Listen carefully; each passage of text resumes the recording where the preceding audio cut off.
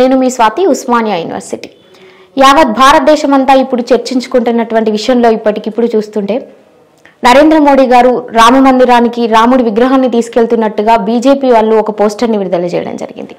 I think అది Karnataka IT cell వాళ్ళు కావచ్చు. ఆ పోస్టర్ని ఎవరైతే బీజేపీ నాయకులు ఉంటారో, బీజేపీ కార్యకర్తలు కావచ్చు, సపోర్ట్ చేసుకుంటూ దాన్ని షేర్లు చేసుకుంటూ సోషల్ మీడియాలో అది ఇప్పటికీ కూడా వైరల్ అవుతుంది. ఎక్కడ రాముడు, ఎక్కడ మోదీ గారు, ఎక్కడ మనుషులు, ఎక్కడ మానవులు, ఈ మానవ తప్పిదాలు ఏవైతే ఉన్నాయో ఈ రోజు ప్రజల్లో దుమారం రేపుతా ఉన్నాయి. రాముడు భారతదేశ సనాతన ధర్మంలో ఒక గొప్ప దేవుడుగా కొలిచినటువంటి ప్రతీక. మనందరికీ కూడా రామరాజ్యం ధర్మానికి ప్రతీకగా కొలుచుకుంటా ఉన్నాం.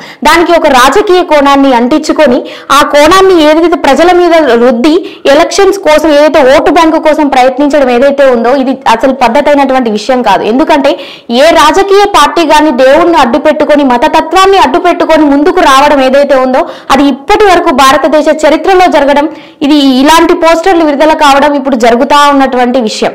అయితే ఇదే అయోధ్య రామ మందిరానికి 3000 మంది పూజారులను సెలెక్ట్ చేయడం జరిగింది. అందులో ఆంధ్రప్రదేశ్ నుంచి, మన తెలుగు రాష్ట్రాల నుంచి మోహిత్ పాండే అనే ఒక పూజారిని సెలెక్ట్ చేయడం జరిగింది. అయితే ఆయన తిరుపతి వెంకటేశ్వర యూనివర్సిటీలో చదువుకొని అక్కడ వేదాలు నేర్చుకొని తిరుపతిలో పనిచేస్తా ఉన్నారు అన్నట్టుగా సమాచారం ఉంది. అయితే ఆయన చేసినటువంటి రాసలీలలు కూడా ఒక వేదాన్ని అభ్యసించినటువంటి పూజారులు వాళ్ళు పాటించేటువంటి వేదాలు, అందులో ఉన్నటువంటి ధర్మాలు అవి ఏవీ లేకుండా కూడా ఈరోజు ఇన్స్టాగ్రామ్ కావచ్చు, ఫేస్బుక్లలో కావచ్చు అవి వైరల్ అవుతా ఉన్నాయి. మరి ప్రతిష్టాత్మకంగా, ఎంతో పవిత్రాత్మకంగా చూసుకునేటువంటి అయోధ్య మందిరంలోకి ఇలాంటి వాళ్ళు ప్రవేశిస్తే జరిగే విధానం, మనం ధర్మంగా ఎటువైపు ధర్మం నడుస్తా ఉంది, ఎటువైపు వీళ్ళు చూస్తా ఉన్నారు, ఏ కోణంలో ఆయన తీసుకురావడం జరుగుతుంది, ఎవరైతే ఈ సెలెక్టర్స్ ఉన్నారో వాళ్ళకి ఎందుకు ఈ విషయం అర్థం కావట్లేదు? లేకపోతే ఏమైనా లోపాయకార ఒప్పందాలని దేవుడికి మనుషులకు ముడిపెడుతున్నారా? నమ్మకాలతో కూడా మనుషుల్ని ఇట్లా మసిబూసి మారేడుకాయ చేసే ప్రయత్నం చేస్తున్నారా? రాజకీయాన్ని రుద్దుతున్నారా అనేది అర్థం కాని విషయం. ఇక్కడ బీజేపీ నాయకులు కావచ్చు, ఎంతో మంది ఈ రోజు బీజేపీలో ఒక కొటేషన్ ఉంటుందండి, జీవితాన్ని త్యాగం చేసి మేము తిరుగుతా ఉన్నాం, మాకు ఫ్యామిలీ ఉండదు, ఏముండదు, ప్రజలే మా జీవితం, మీరే మా బిడ్డలు, మీరే మాకు ఇది అని తిప్పుతా ఉంటారు ఈ విషయాలని.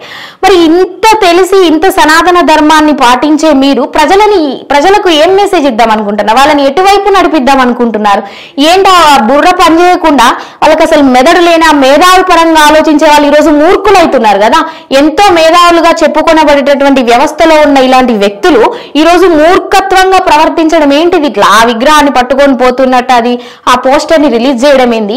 దాన్ని వీళ్ళు బుర్ర పని చేయకుండా, అసలు మెదడే లేకుండా దాన్ని షేర్ చేయడం ఏంది? అందరికీ చదువుకున్న విజ్ఞత కలిగినటువంటి వ్యక్తులుగా భారతదేశ సనాతన ధర్మంలో రాముడికి ఇచ్చేటువంటి ప్రత్యేకత ఒక రకమైనది మన భారతదేశంలో.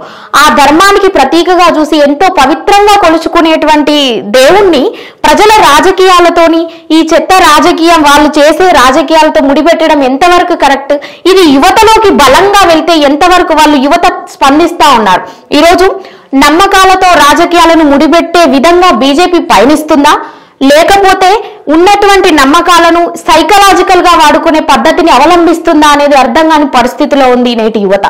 ఈ విషయాన్ని ఇలా తీసుకెళ్తూ ఉండేది ఉండగా పోస్టర్ అనేది ఒక విషయం అయితే, మోహిత్ పాండే సెలక్షన్ అనేది ఇంకొక విషయం.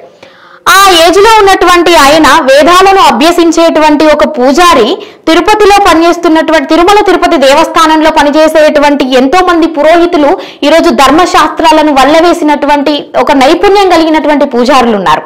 మరి వాళ్ళందరినీ కాదని ఈయన చేసినటువంటి ఎన్నో ఘోరాలు, అరాచకాలు మనం ఫేస్బుక్లలో వైరల్ అవుతా ఉన్నాయి ఇప్పటికీ కూడా. మరి అదంతా కావాలని చేశారా? నిజంగానే ఆయనకి ఏమైనా కోణాలు ఉన్నాయా?